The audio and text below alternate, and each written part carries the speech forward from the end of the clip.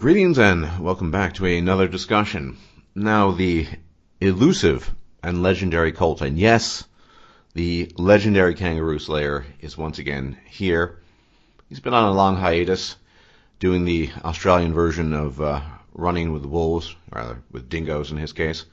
But he decided to take a break from exploring his canine hunting nature and join me today for an in-depth discussion on the progression of games and what I would like to call the post-story world of gaming. Some of this, it was spurred on by a video by Smudboy that I'll be linking to in the low bar. In addition, I made my own video commentary on my gaming channel regarding the latest actual gameplay of Mass Effect Andromeda. That will be linked as well in the low bar. But let's all give special thanks to our friend Colttaine for reappearing from the pack of dingoes. Thank you for being here. Yeah, not a problem. Yes. Listen to that beautiful Australian voice. It's fucking beautiful, mate. Fucking love it. Yeah. Okay, so now I guess I want to start off this discussion with this idea that I've kind of come up with that, and it'll take a little time to expound upon, but then feel free to offer commentary. That we kind of live in almost a post-story gaming world. And what I mean by that is that there are people who are kind of lost in gaming nostalgia, like Smudboy. And I respect the guy a lot. I liked his video, and I agree with him, on 80 to 90% of the issues. People who kind of hark back to an older time that was actually part of the gaming world where story and writing and reading were really essential elements. Now, I think that aspect of gaming was actually a part of a kind of an extension of a culture that was still prominent at the time. I mean, you're somewhat younger than I am, but still, there was a time when entertainment was still to be found in books and reading, and one could get lost in a fantasy novel or what have you. And the games that were produced in the 80s, particularly the role-playing games, as well as the 90s, I think were extensions of a culture that was still prominent, still very much in the reading. Now, of course, people say more people read today than they ever do. Of course, they read tweets and Facebook posts. What I mean are books, literature, things of that nature. And so, as any industry tends to be, it was more receptive towards. It was a reflection of what people's values were at the time, which were, reading, story, in-depth exposition, things like that. Now, as we moved more and more into the digital internet age, where real reading has ceased to exist by and large, I don't read. I used to be a prolific reader. I don't read nearly as much, even though I was part of that generation. So too do we see a shift in the types of games that are made, but also what we see is a kind of skeleton of a story that's sort of latched onto the game, bare bones, if you will, that really, it's not very good, but it kind of does the job well enough for the generation, or rather the customer base, that is going to purchase and enjoy the game. And instead of rich story and in-depth exposition, continuity, consistency, you have this bare-bones story with, in the case of BioWare, which we'll be talking a lot about, is a kind of slap on whatever they fucking feel like, quadrisexual, donkey men who fuck everyone and, things like that. So that's kind of my idea, that we're living in a post-story gaming world that has ceased to exist because there's a generational gap, and the very nature of our culture has been so infiltrated by the internet and just sort of quick think, if you will, that it just doesn't have a place anymore. So if you could comment on that. I would agree with the term that we're living in a post-story gaming world. But I actually think that a lot of it has to do with changes in technology as well. Like one of my favorite gaming series of all time was Half-Life, the Half-Life series, particularly Half-Life 2. When you really describe the game in terms of like how the mechanics actually worked, it was essentially a rail shooter. Like, you could walk around, but you're effectively going through certain passageways and stuff, like you couldn't really get lost. There was a one pathway through the game that you had to like kind of follow, which means that the narrative of that game is very much intrinsically tied to the gameplay, and I think that has been lost as soon as things have started to go open world. I remember the very, very first open world game I ever played was Grand Theft Auto, like the original. Oh God, it would have been 98, I think, 99. And I remember I finished that game without doing a single one of the story missions. Like that game, the original game, all you had to do was raise a certain amount of money to progress to the next open world map. And yeah, I finished that game without engaging any of the storyline. So I think the technology has shifted in such a way that it's not as easy to tell a narrative, like a linear progressive narrative. I noticed a lot in Fallout where, you know, you have a story, like a story section where you find something out about your character's background or whatever, and then there's like 20 side quests and you can go off and explore and do your own thing before you have to go to the next story segment. Like it just that like I think a good narrative requires some kind of linear direction, and yeah, I'm just not sure that you can have that. Well, I think I totally agree with you, and I think, you know, culture and technology are kind of just mirror images of themselves. I mean, as technology has advanced, the culture changes too. People read less. They need their quick instant gratification more and more. However, and I agree with you about linearity. I mean, but not every game isn't. I mean, there is a tendency these days to have more and more open game worlds. Some are failures, some are not. And yeah, absolutely an open game world like Fallout, even Witcher 3, which I know you've never played, but is an excellent game. I've played. I'm on the second map for that. I haven't finished it. Ah, right.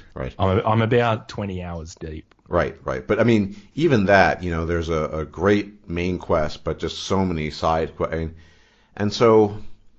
But that I guess that's the appeal of the open world. I mean, many people who played Skyrim, for example, back in the day, including myself, finished the game maybe twice, as in finished the game from, you know, the main quest beginning to the end, and most of it was just about exploration, doing side quests, developing the character, things like that. And I think that's a certain kind of game.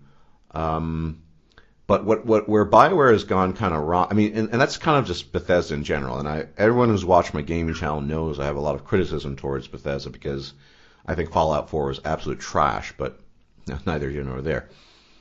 But what BioWare has been trying to do increasingly is to follow this model of the open world when they're not very good at it. Historically, it's Smudboy, I think, put it fairly well in his video. It's quantity over quality. Precisely, yeah. And they're they see other companies doing it, and it's kind of like monkey see, monkey do. Oh, we should do this too because it's appealing. The market dictates. The market dictates, but the problem is they don't have the tools or the know-how to implement it in a well-rendered fashion. So, I can give an example that I gave in my Mass Effect Mass Effect Andromeda gameplay commentary.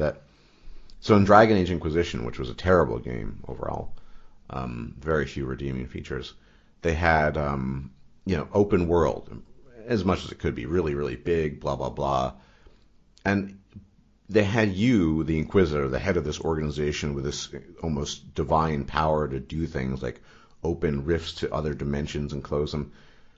Then say, you need to gather X amount of flowers and herbs to create some potion for a bunch of people who are wounded. I mean, and then you have to roam halfway across the world in this semi-open world to find it. It was just a bad formula. And then you look at something that was an older version, Dragon Age Origins, which was one of BioWare's best games. And it was pretty linear. I mean, you could explore different areas, but you weren't bothered by the fact that it was an open world because the story was compelling. You felt driven. It was all sort of interwoven and connected. And, whereas when BioWare tried it with Inquisition, there were these endless fetch quests that had nothing to do with the story. And so BioWare's increased desire to create these open worlds, but without connecting it to a story, has really disappointed. Now, one of the things that I drove home in my commentary is that I differ from Smudboy in a I guess a subtle and perhaps not so subtle way, in that Smudboy is very much loyal to his nostalgia, and I respect that. The good old days when BioWare was story driven. I've kind of resigned myself to my gaming fate. I don't think BioWare will ever produce really compelling stories again. They will be these skeletal slap-ons, and there'll be some narrative with a bunch of characters that are relevant or irrelevant or whatever. So I just look at the gameplay. I'm like, is the combat going to be fun and challenging? Will it be interesting? Is the crafting system going to be okay, et cetera, And I think this actually gets to what I would consider the major point that needs to be discussed about Smudboy's video, which is I agree with virtually everything he says. Same. However, is that a basis to boycott the product? Like, I know, like, one of the things that I found, I mean, there's no end of fucking hilarity to the Trump win. Like, it's the gift that keeps on giving. But one of the funnier things I saw was that there's a sneaker company in America, I believe they're called New Balance shoes, and they put up some like vaguely political tweet after Trump won about how, perhaps their concerns about the Trans-Pacific Partnership will now be addressed, that Trump is the president-elect. And there was this huge push of all these people basically like, we need to boycott this company because they're pro-Trump. There were videos, like all these people started uploading videos of them burning their sneakers. And I'm like, are you really so fucking shallow that you're going to torch your $100 sneakers because the company made some vague tweet about the Trans-Pacific Partnership? Like, is that is it reasonable to basically turn on a perfectly good product for your political leanings? I mean it's a deep question in some sense, because I agree with virtually everything Smudboy said in that video, and I find myself also attached to that sort of nostalgia of things like Planescape Torment and Baldur's Gate 2, and great stories that involved reading and really things were relevant, where everything was connected. But I mean, it's kind of like, I have to think of my father a bit, because he's like, I don't know how he is these days, but he used to be such a Luddite. I mean, we didn't get a VCR till the late 90s, and those things were around since the 80s. And my family was the same. Yeah, I mean, well, he's old school European, born in Hungary in the 30s, and so it's just kind of, kind of makes sense, I guess, but that sort of just attached to the past that you can't let go of it. I mean, I agree with him, but here's the thing.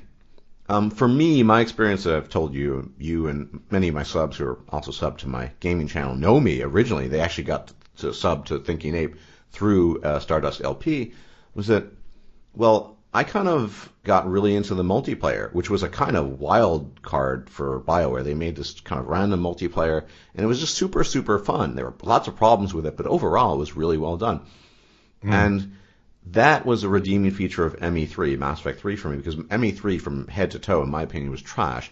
The ending was an abomination, but also the single-player gameplay was lackluster, and also the story had just issues, and it was just not good. But well, I was actually wondering what was your opinion on the things that Smudboy said about the multiplayer in Andromeda? Because I mean, he seemed fairly down on the fact that it would even have a multiplayer option. Right. But this is from where what I understand, you Yeah, you like your gaming channel really kind of got big because of your like ME3 multiplayer like builds and loadouts, right? Yeah. Well, big, no, but I grew on that, sure. And yes, Yeah. that's a point of departure, and I think, and I guess this is one point of departure, that my mind when it comes to BioWare is no longer with the Baldur's Gate, Planescape Torment, Dragon Age Origins, even though even in Origins they had snuck in some of this SJW garbage, but it still was kind of that era. I kind of moved on because I just accept that it's SJW paradise. And so to me, and I said this in my gameplay commentary, and there's obviously some crossover between what I said there and here, but watch that video as well. I would recommend the audience because I actually comment on what you can see there. That for me, because the redeeming feature of ME3, the only redeeming feature really was the multiplayer, I have to look forward into the future with the same sense of hope, for lack of a better word, that this is going to be a big thing. And I mentioned in that video that it's disgusting. He pointed out that one of the pre-order packages, the most expensive one, I think it was well over $100 Canadian, included some special bonuses to multiplayer. Well, fact of the matter is that might interest me because that is my kind of my cup of tea. That's the thing that I'm most interested in. It could be a total flop because one of the risks that BioWare has run, amongst many others, is that multiplayer was a wild card and it just turned out to be successful. Dragon Age Inquisition's multiplayer was not nearly as much of a success, and now they're intentionally designing it, so who knows how successful that will be ultimately. But I think Smudboy, well, I agree with 90% of what he said. BioWare is no longer what it used to be. It's functionally and physically and spiritually a different company now. It's no longer a single-player company that's story-driven. It's about, single player is about pandering to various groups, basically being racist towards white people, white males specifically, and just being a bunch of cunts, essentially. So what's left but gameplay? The single-player gameplay, I hope, is good. But the multiplayer could really make it or break it for me because that could just be super fun, and that's what I look forward to, yeah. Yeah. Well, I guess it applies to other series as well. Like, I know it probably the company I can think of that has the worst writers is Ubisoft. Oh, God. Oh, God. Yeah. Oh, God. However, I love Far Cry. Yes. I love the gameplay. You preempted me. I wanted to mention that, but yeah. Yeah. It's by all accounts, like, it's not, there'll be no Pulitzer prizes for the writing in Far Cry. But I like just getting in cars and hooning around, and it doesn't really have a multiplayer. It kind of has like a co-op mode where like you and a friend can enter the map together and just kind of, like one person can drive and the other person can get on the machine, like the mounted machine gun on the back, and you just, you hoon around and it's a fun game. Yeah. There's no narrative depth to it, but it is fun to play. Yeah. So I will be buying, I'm sure there'll be all sorts of videos about why we need to boycott, Far Cry 5 when it comes out, but I for one will be, buying that game. I enjoyed Far Cry Primal. I liked the experience. It sucked up I played it like 1.5 times. It was fun, and then I just dropped it and never touched it again. Of course, Ubisoft never had pretensions to being some great storyteller or raconteur. They've never claimed that, whereas BioWare kind of lives almost parasitically off of a legacy of what once was rather than what is. And I think I would say Bethesda as well. Well, the interesting thing is probably one of the best games I've played over the last few years was the new Wolfenstein game. So like new Wolfenstein New Order. And that is a perfect example of where a company that is good at crafting a narrative, like Bethesda, you give them essentially a linear rail shooter where, you can't really deviate outside the progression of levels inside the game. And yeah, Wolfenstein was awesome. Right. I'll have to respectfully disagree that Bethesda's a terrible storyteller, by the way. They're not good at crafting narratives, but neither here nor there. They're open world, right? So... well, that's the thing though. Like, Wolfenstein wasn't. Wolfenstein was a rail shooter, I mean, to some extent, I guess it's semi-open world. I think they did a fantastic job with Stick of Truth as well. I think it's just when it's too open, the narrative suffers. It depends. I think certain companies can do it. I mean, we were talking about this the other night, but I mean, honestly, what company is good these days? There's one company I can think of, literally just one, and that's CD Projekt Red. And they, it just sounds like I'm blowing smoke up their ass, but there's a reason why people like them.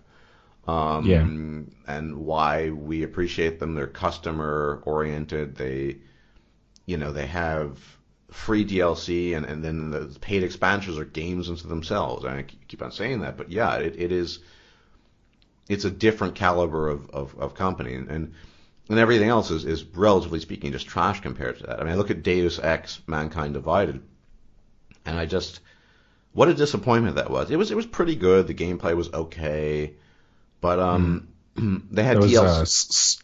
That was Square Enix, wasn't it? Correct. And Eidos Montreal, and it was clear to me that they had DLC that they directly cut out of the game that was part of it, but then just kind of slapped it on because of some directive from somebody, Yeah. Well, I mean, they're another example of they're another fallen angel. I mean, that's the company that brought you the Final Fantasy series. They used to be hugely invested in narrative storytelling. And yeah, I guess the story. It was just. I mean, I guess that's the thing. It's this Deus Ex: Mankind Divided was just sort of this on standalone. It was a pretty good game, but you compare it to its predecessor, I think, even and the older Deus Ex games, and it's just trash. And it's kind of we're at that stage where those of us who are gamers and share with the audience. I just haven't gamed very much in the last couple of months at all, but still, I'm still a gamer. I consider myself that. You got to make your peace with it or move on. I mean, and I've debated just moving on from gaming in general. I'm not very inclined to game very much these days anyway, apart from a bit of Overwatch. It's just because all there seems to be is the narrative, and there doesn't seem. I mean, if a story comes up, as I said in my Andromeda video, yeah, that's great, and if it's a good story, but it so rarely is, and I know what BioWare is going to do. All they taught them was romance options. Now, romance options are great for blue pillars, and if it makes sense in the context of the story, I could enjoy that too. But if it's just sort of slapped on and sort of welded on at a weird angle, like BioWare always does. Well, you saw in the video, right? Commander Shepard all of a sudden is bisexual. Yeah. Like he, this is that myth of gender fluidity where people are just like, oh, I suppose I'm gay now. A guy who's probably like a 35, 36-year-old man. He just like, oh my shit, I like dick too. I mean, it's part of that, and it's just sort of pander. I mean, rather the gender fluidity thing, or maybe the sexual orientation fluidity thing was, I would argue, that was the justification for making the change. But the real reason to make the change is because there were gay men who wanted to fuck Shepard, basically, and they wanted to pander to them because, gay people are just important because they're gay or whatever, and that was it. Yeah, well, I guess my stance on it is I don't have a problem with gay characters. If you want to make a game with a gay character, have at it. The problem is that if you have a character where at any point in the game you can switch the background of that character, then a character arc or some type of character development is basically impossible at that point. Well, that's the issue that Smudboy has and I have as well. Commander Shepard, the male version, clearly was never. He was always straight. It was just a quality ad, not his defining quality, but he was a straight guy. And there was no precedent for him discovering his sexual love for his crewmate or his teammate. That was just pandering. The purely lesbian character they added in that game too, also pandering. Well, I think it's. I mean, I've mentioned this I'm sure I've mentioned it in a previous talk we've had, but I have huge problems with these people that want to see like a female Doctor Who, for example. You know, I guess like theoretically within the universe of Doctor Who, like when he regenerates, I guess he could theoretically regenerate as a female, but the dynamic of that show is so based on, you know, like masculinity is part of the Doctor's character. If you fuck with that, you're essentially throwing out a very big part of, you know, what makes that character and why they make, like, why he makes the choices he does. Well, you know, to be fair, Mass Effect 3 was just the beginning of the end, because in Dragon Age Inquisition, I mean, it was a kind of a single thing. It wasn't this trilogy, but single story, I guess, with some shitty DLC. You know, some characters were fixed, and talk about slapped on. They had a gay mage that was very well voice acted and was a kind of witty, interesting character. But his whole personal quest was about the fact that his father didn't accept that he liked sucking dick, basically. And, you know, you had to, whether you know, as a female character, you come to terms with the fact that, you know, he doesn't like cunt, and as a male, you kind of get more into him. And it's like, it has nothing to do with the actual story. But the worst of that was, I mean, I know we're now, you know, with the Jordan Peterson nonsense, we're kind of in this sort of war zone of transsexual or whatever. Now, that was brought to the fore in a BioWare game, too. Was Jennifer Hale, the voice actress for female Shep. She voice acted a character. I don't even remember her. The person's name. You know, I don't even know what to call them anymore.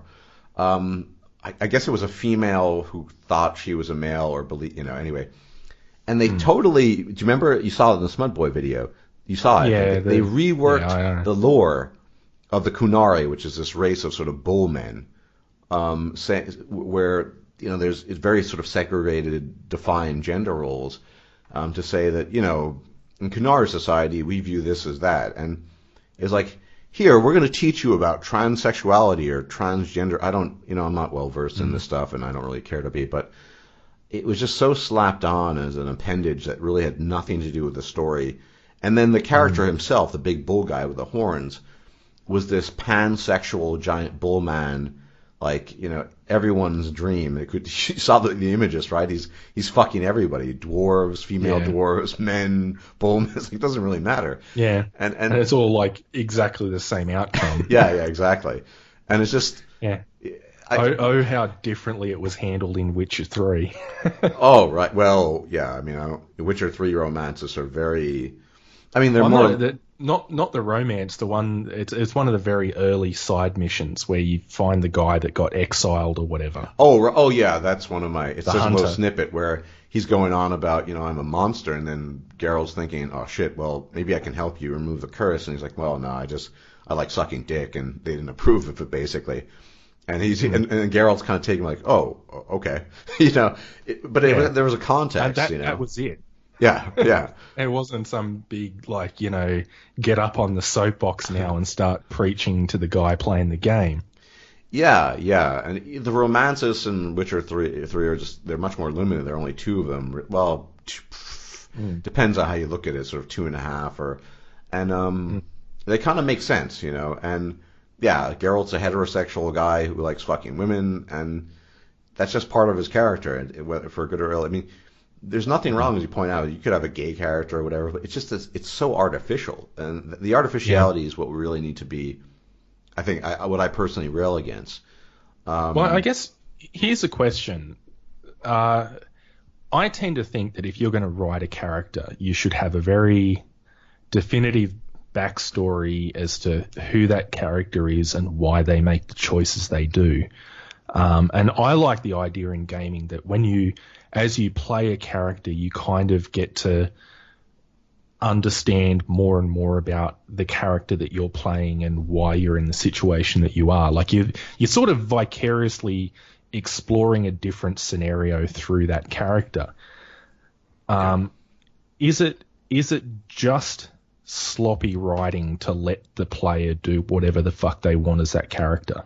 I do think so. I mean, Is it just laziness? I think it is, and I'll tell you why. Because BioWare had justified this sort of gender fluid or orientation fluid nonsense by saying, when you're playing the character in X game, it's your game, and so the character is whatever it wants. If your character is gay, then that's what he is, and if she's a lesbian. But when you do that, you're taking away from, I would agree with you on this, I think is what you're suggesting, the fundamental qualities that make up the character. And the sexuality thing's a kind of minor thing, but, one is one something or not. One is, heterosexual or gay. One might be bisexual, but, if you have an image over the years of what a character is, then to shatter that. Whereas what they propose is just the character is whatever you want it to be. Now, that's a bad character then, because the character exists unto himself. He's part of a separate universe. He's not, yeah, you can customize him, sure, but his essential qualities are there. And what you do then as a player to manipulate those qualities, or rather maybe interact with those qualities, and how you play the character who interacts with the world, well, that is limited by his character design, which is to say, limited by his qualities as a hero or as a character. He can't, by definition, a mortal character can't have infinite qualities, whether that comes to his abilities, to his cognition, or for that matter, something really minor like, whether he likes licking cunt or sucking dick. This is not, to me, this is just, it's not me, and I think this is a misinterpretation that we have some issue with gay characters. No, it's just, you make a character a certain way, there are limitations. It makes it more believable. Yeah.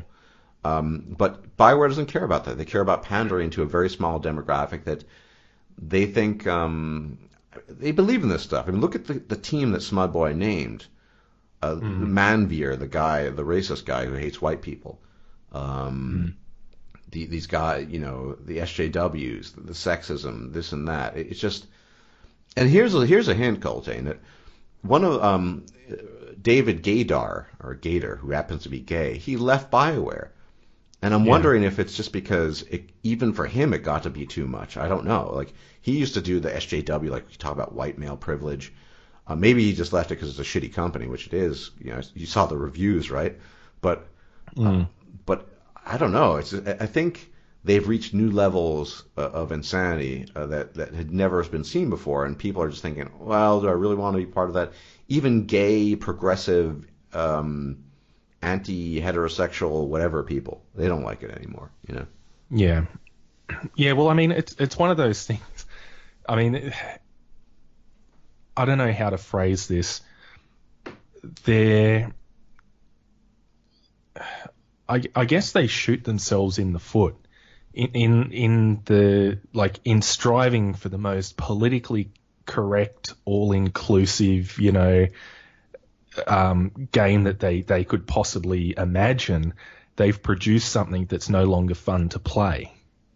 I don't think they realize. I don't think they're self-aware enough to realize that that's the reason. But yeah, effectively, I think a lot of these people have probably demanded all of these politically correct changes to the point where the game's no longer fun to play, and then they stop playing it. Yeah. That's why, you can only, even with gameplay, you can only take so much. If something is so jarring that just sort of just sticks out at you, there was blatant, for example, in Mass Effect 3, there was blatant, I guess what you call misandry. It was basically this line in the case of the Krogans, and if Krogan society were run by women, everything would be fine, that narrative that we hear all the time. If only women ran the world. Well, women are running the world now to a large extent in the West, and things are going to shit. So, how's that going for us? Yeah. But I guess this partly comes back to what I said before about the real crux of his video is whether or not it's a basis to boycott. Whether you're coming at it from a left wing or a right wing perspective.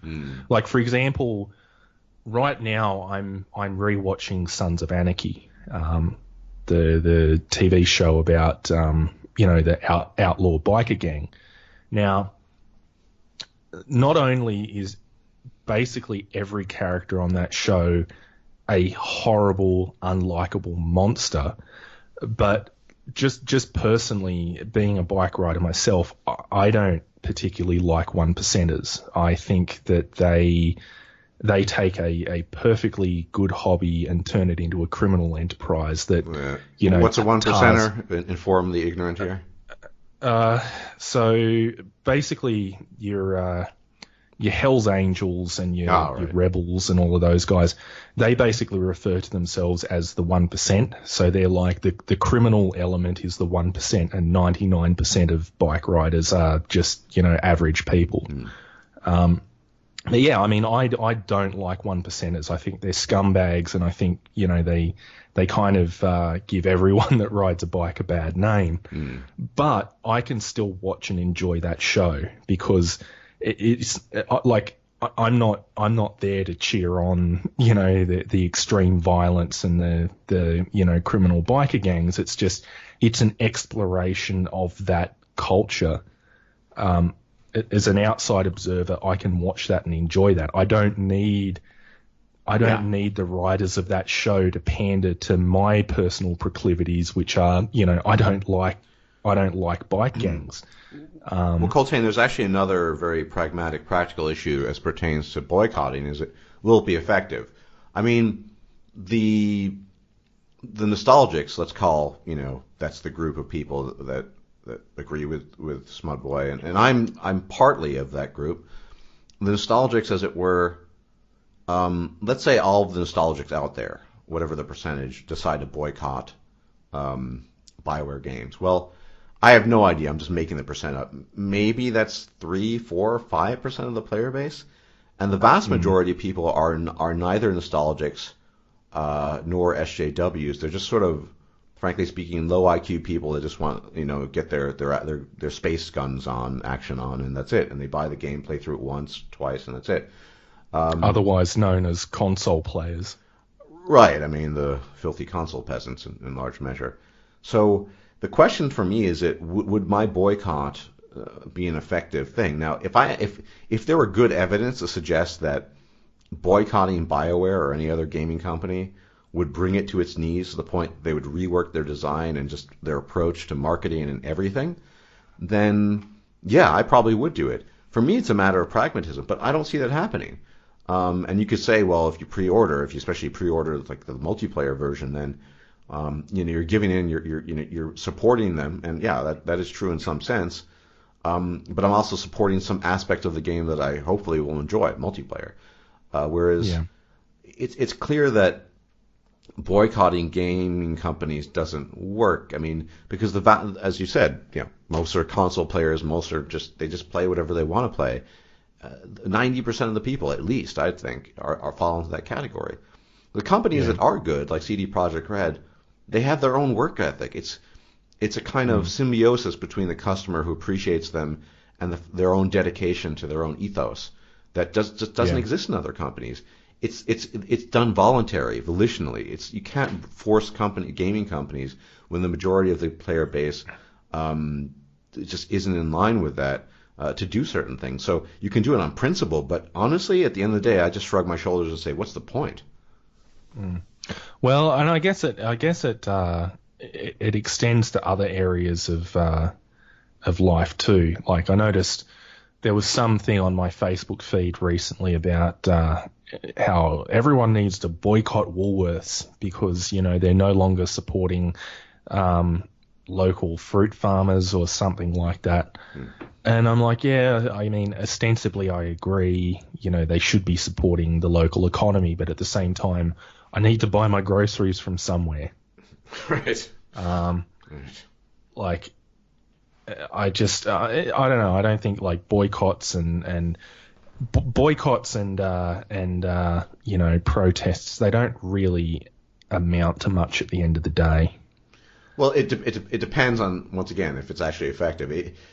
Let's say the nostalgics made up 60% of the BioWare customer base.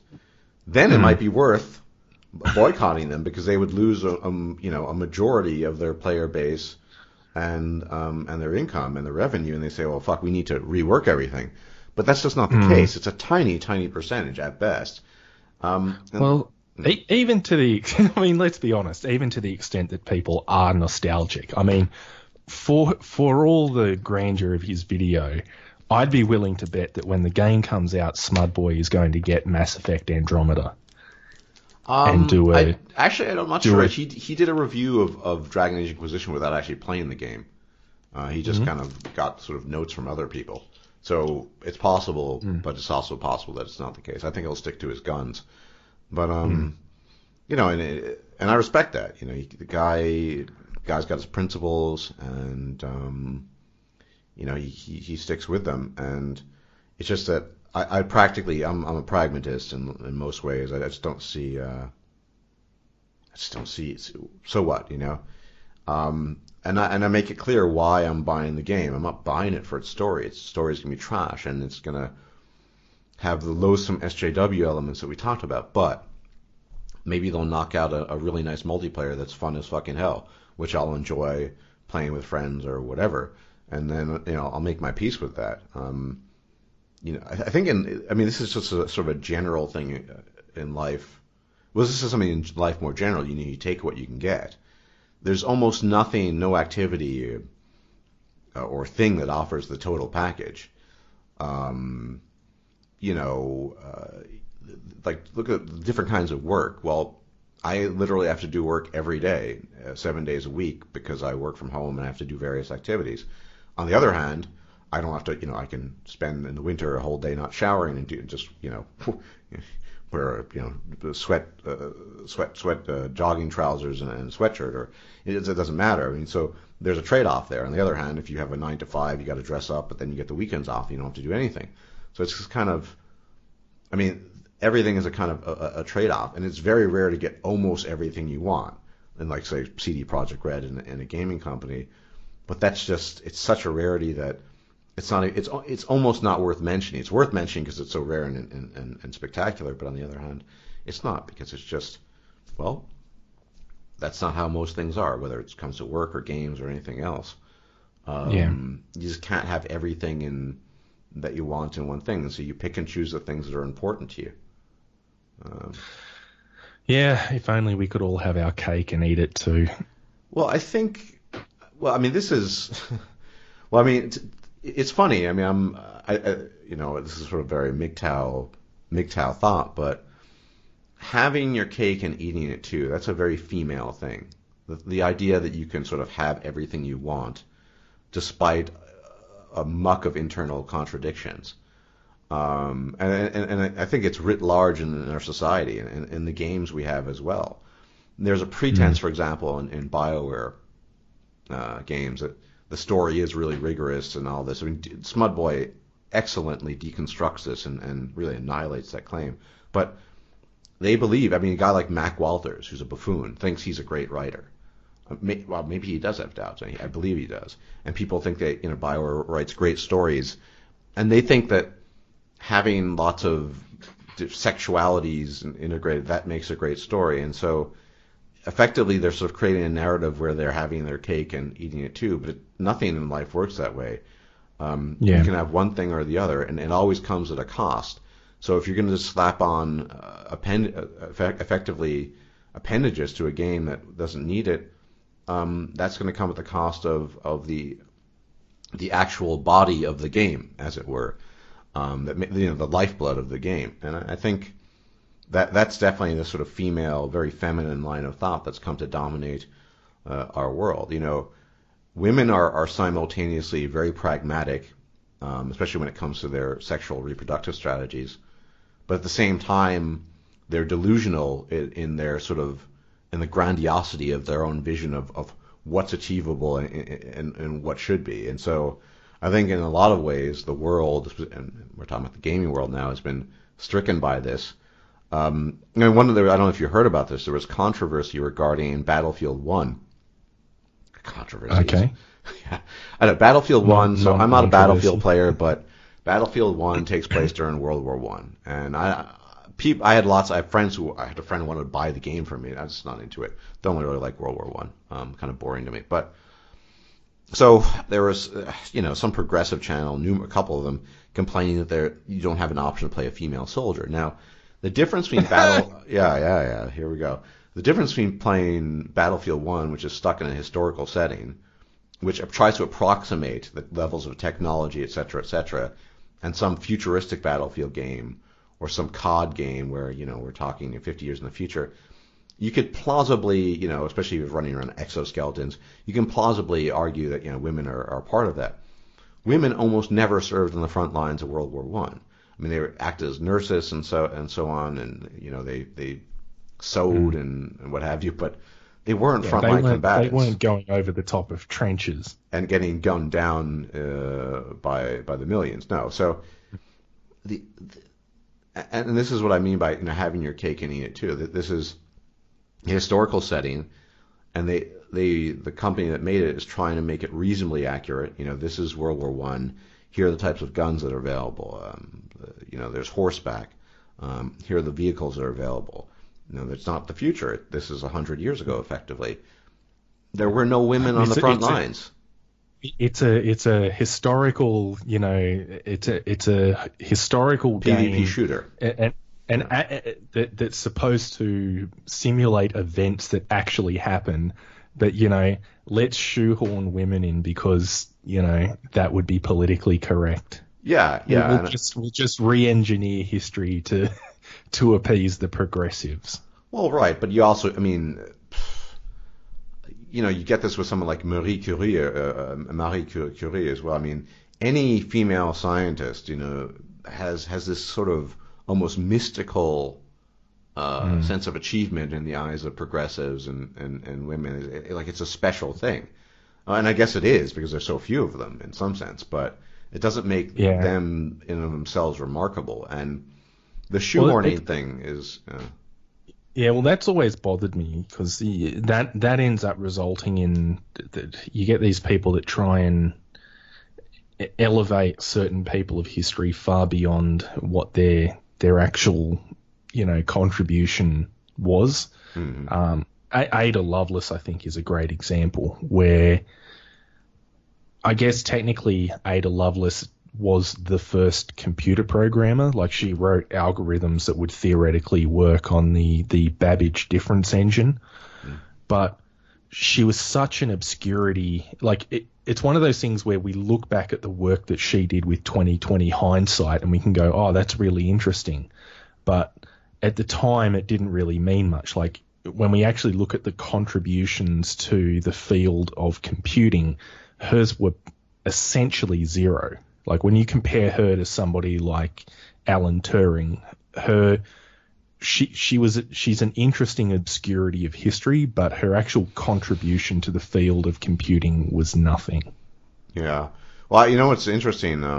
I saw a post recently claiming that Watson and Crick stole their discovery and the work and their analysis of the double helix from I don't remember her name, some woman who apparently did all the work. Rose. Yeah, I know who you're talking about. Right. But I mean, the interesting thing about that is she didn't even.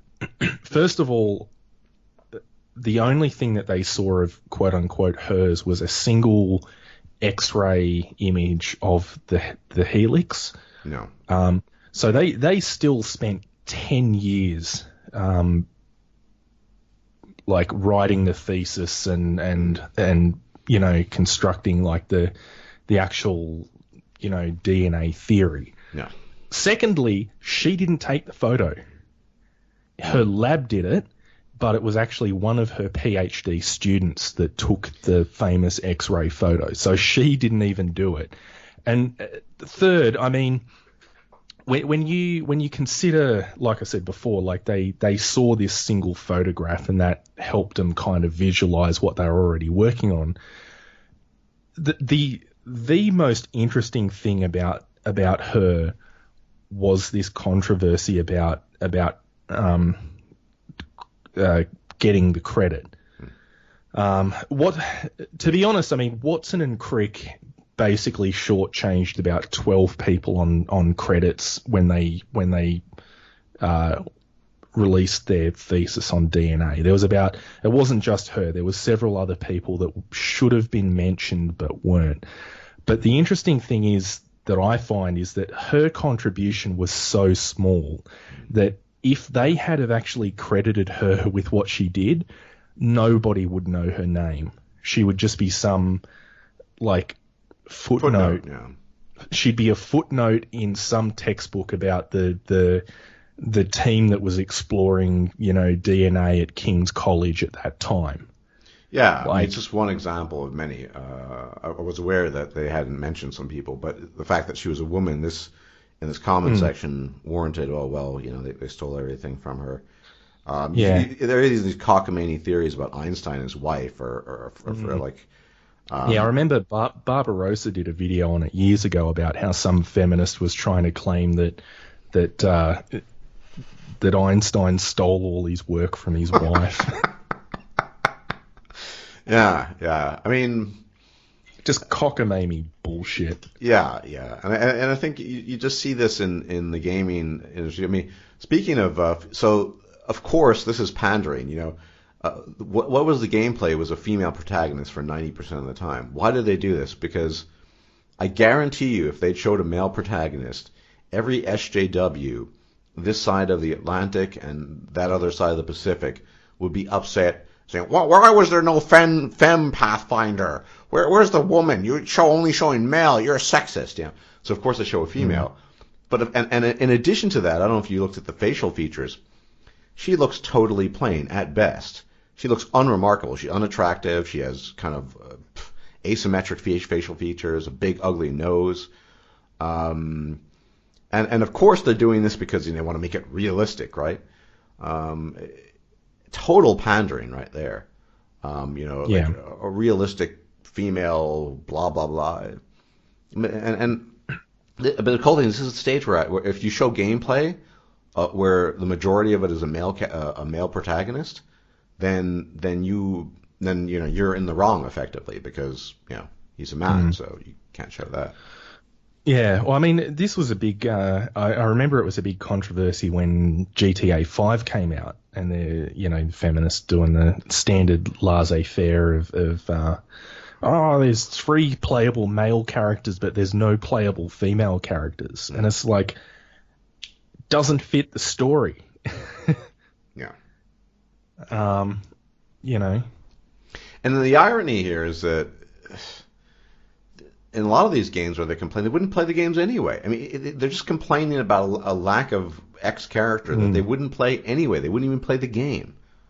Well, that's one of the things that we've talked about before, right? I mean, like for all of the millions and millions of dollars that BioWare spends to basically voice everything under 2 different genders, only something like 18% of the player base actually plays femshep. Yeah. And I was one of them, as a male. I like the option. And despite being one of those filthy misogynists. I'm a huge misogynist, yeah. So it's kind of, it's very strange. I think BioWare does have a higher, than your average company for obvious reasons, female base. Yeah. Because BioWare is kind of like the simp provider workhorse husband almost. They're like they give their wife everything they want. It's like, honey, can I get this? Oh yeah, you can have your blah blah blah, your femshep. Honey, can I get can I get a romance option with this big buff dude? Oh yeah. Honey, can I get some bicycle? So it's kind of like I wonder if that gaming divorce is coming soon. The divorce is looming on the horizon, where all the female players will take their goodies and then go and I think Activision. You could look at this in terms of sexual reproductive strategy. I mean, generally speaking, women will stick with a workhorse provider as long as they provide that value. So I mean, if BioWare keeps on, I mean, I'm not counting cheating and what have you, but if BioWare just keeps on giving the women the goodies that they want in these games, there's no reason to leave. They're going to get all this shit. They're going to feel, vindicated in their femininity or whatever. So, Yeah, but they're going to want to fuck on the side. Oh, for sure. I mean, yeah, the question is, in this context, what fucking on the side actually means. I'm not so sure, but it certainly does feel like, that BioWare is that sort of just the cuck workhorse provider that just gives women and SJWs in a more general sense everything they want. Yeah. And, it's interesting that, and I guess it's really kind of stretching it, but if you look at something like CD Projekt Red, you kind of like that company's like the strong sort of the male who just does his own thing, and people respect him for it anyway. So it's kind of interesting, the sort of pandering dynamic versus that. But yeah, it's, like I said, I don't think it's worth boycott. My boycott would mean nothing, and if I enjoy the multiplayer, then I'm going to enjoy it, and I don't really need to worry about this other stuff. Frankly, from my end, Yeah, well, I mean, like I said, I mean, there's plenty of things that you could boycott on principle, but at the same time, like I said, I like playing Far Cry, so there's plenty of reasons to boycott Far Cry on principle, but I'll be probably buying the next game that comes out, so... Yeah, I mean, I talked to, this is one of my least popular videos, which I always find strange because I think it's one of my better ones, but the ethics of convenient interest, where I talk about the technology we're using. In principle, almost none of us should be using computers or microphones or mobile basically phones. Anything that's got conflict minerals in it. Yeah. I mean, because we're aiding and abetting and, at the very least, horrific treatment of people, possibly murder, slavery in some cases.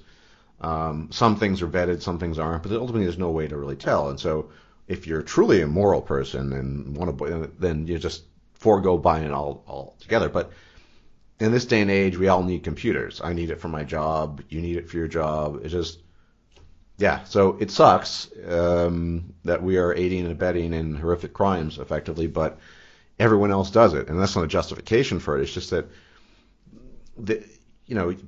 boycott, one, is it pragmatic, and two, is it even plausible? And in the case of something like conflict minerals, I don't think it is. So it's but I still I mean, like I said, I agree with everything Smudboy said. It's a shame that things have gotten the way they've gotten, and on the other hand, the crowdfunded projects, whilst they're okay, they don't have the funding. Like if you take something like Obsidian, who's made some pretty good crowdfunded games. Pillars of Eternity was pretty good, although there were issues with it.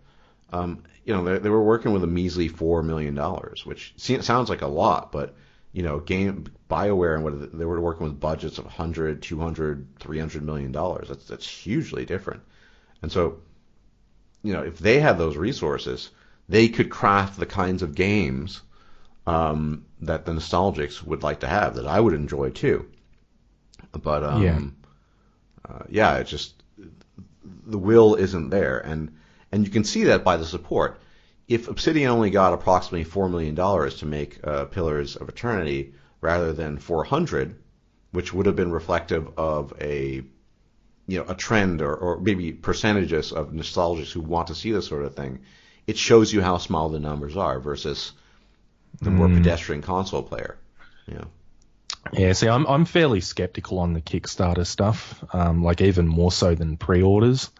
I remember seeing the statistics on Kickstarter about what percentage of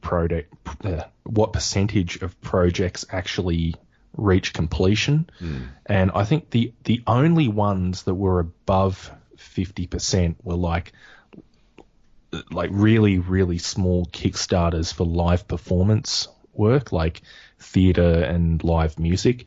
Like games were atrocious. It was like they only had, if you invest in a game on Kickstarter, you've only got something like a 30-40% chance of that actually reaching completion. No. I don't know. I think idealistically, Kickstarters are good, but in practice they don't sort of work so well. There's been a lot of stories. It worked for Obsidian. It's just they didn't have the funds. They didn't get enough. Well, I mean, Obsidian were a pre-established right. company. Colttaine, I'm not claiming universally that it could work. My point was simply that even with an established company that writes really good stories, they couldn't get enough support in terms of financial contributions to really push it to the next level, and so they had to work with what they had. They cannot compete with the AAA companies. Mm. Well, it's interesting. I've been working my way through the back catalogue of the Cynical Brit. What's his name? Total Biscuit. Yeah. And he actually talks a lot about the fact that one of the unfortunate things about Kickstarter is that there are these games that people apparently really, really want, but they're just not easy to actually implement. Like there's these large open world survival games, for example, and there's a lot of people on Kickstarter trying to get the monies from the peoples that all want this specific type of game, but it's not easy to implement with that small of a budget, and as a result, so much that comes out tends to be like either shovelware or vaporware. Yeah. I mean, by and large, I'd agree. Kickstarter's it's just that when you do have a company with a good background and that could be considered reliable, you don't have the necessary support, and it's unfortunate. I mean, but you got to live in reality, right? We live in a world where effectively we need to sometimes just unintentionally support enslaving children, in the case of conflict minerals. And well, in the case of gaming, I can tell you one game that's going to come out next year without fail, and it's going to sell, and it's going to make a profit, and then it's going to come out in 2018. Madden Football. Right. Well, I mean, I don't see it.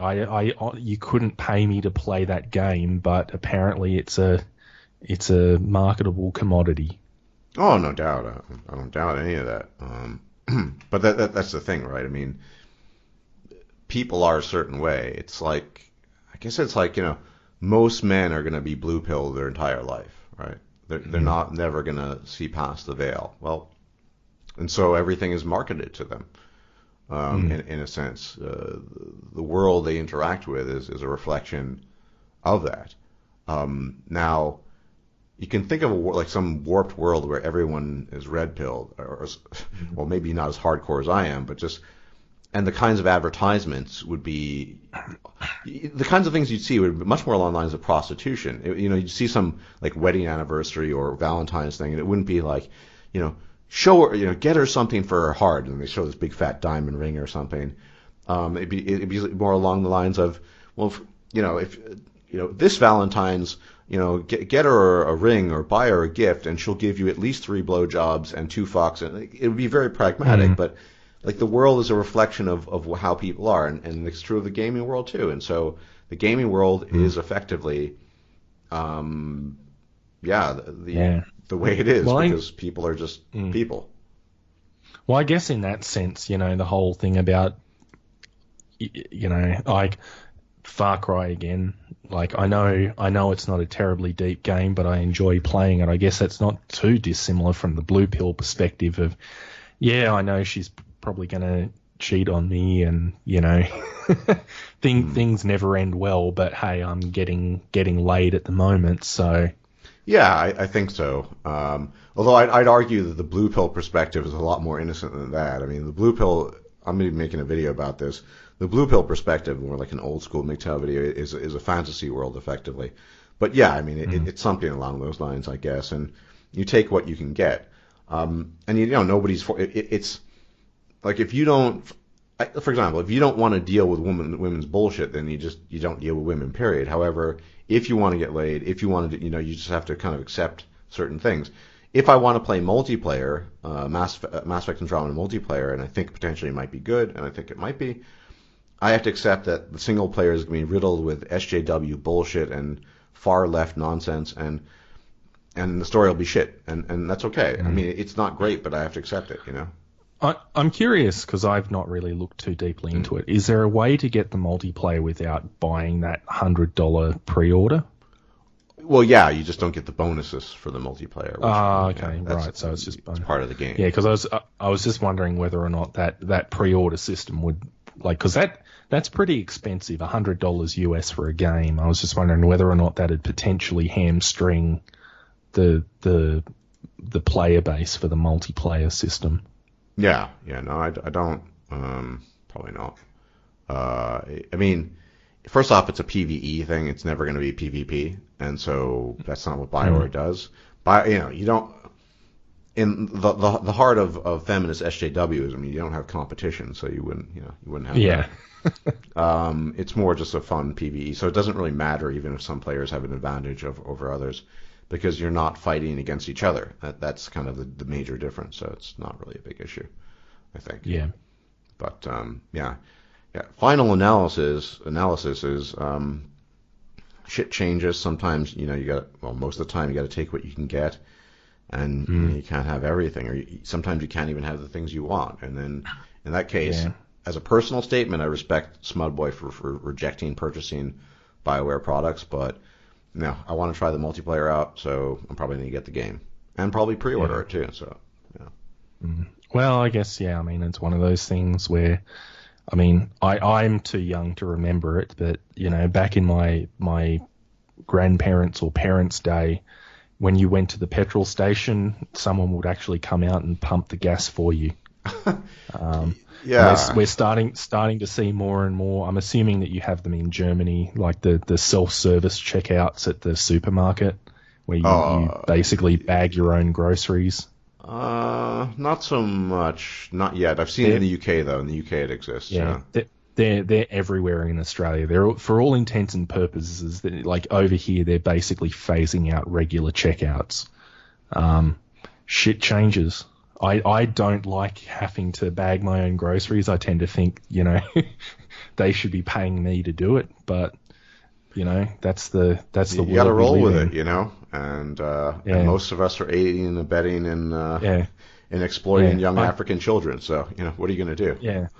Well, I guess you could be a sanctimonious prick and get on your soapbox and argue with the local store manager about how you shouldn't have to do it, but all that's really going to do is probably get you banned from the store. Yeah, I think this kind of shit is kind of pointless. Yeah. I mean, I guess pragmatism rules at the end of the day, and we don't know what the future holds. I mean, one thing, a final note. I mean, with all the anti-feminism and sort of anti-SJWism, that is the official. People like Sargon and Milo and all these other guys who make a living out of making fun of these people or whatever. Maybe eventually we'll get to a stage where this is diminished. I don't know. I honestly don't know, but could be. Yeah. Well, I don't know. I just have to wait and see, I guess. But in the meantime, I don't know. I look at all of these things. I remember when it came out at the cinema, Return of Kings was trying to get people to boycott the new Mad Max film because they thought it was going to be some type of, feminazi propaganda piece. And it was a fucking awesome film. I just, it's just, I just really have to, like, if it's a good film or it's a good game, I'll see it or I'll play it. Like, I don't know about this, like putting your politics ahead of your enjoyment. Yeah. Well, you are a hedonist. Well, I'm a hedonist, yeah, but sometimes I just think that this high-minded sticking to your moral guns is a lot of the time ends in cutting off your nose to spite your face. I would agree with that. Like I said, if it did something, I might do it, but it most of the time doesn't accomplish anything, and you just end up denying yourself various levels of enjoyment. So yeah, I agree. Well, everyone, thanks for tuning in. We had the rare opportunity to hear the majestic voice of Colttaine, the kangaroo slayer, before he returns to his pack of dingoes. And I'm hesitant to say, but I don't think we'll be hearing anything from him for quite some time. But eventually, one can hope that the majestic voice of Colttaine, the great kangaroo slayer, will return with new content and ideas, because he has a great mind, and his mind is always festering now with ideas, is it not? Yeah, we'll have to see. I've been busy as fuck lately, so. All right. Well, the dingoes. Real life dealing with dingoes takes over the virtual life. I think it was only the other day I turned on my desktop PC for the first time in about a month and a half. So yeah, understandable. Just, However, we are thankful for his presence now, and we can enjoy and savor his thick, sultry Australian accent as we would on no other occasion, if only because of its rarity, and thus, the price of the voice having been driven up. So thanks for tuning in, and although Colttaine won't check you out later, I probably will. So enjoy the rest of your weekend, and take care. Bye-bye. If you liked this video, please like, share, and subscribe. And if you enjoy my content, please consider making a donation or becoming a patron. Thanks for watching.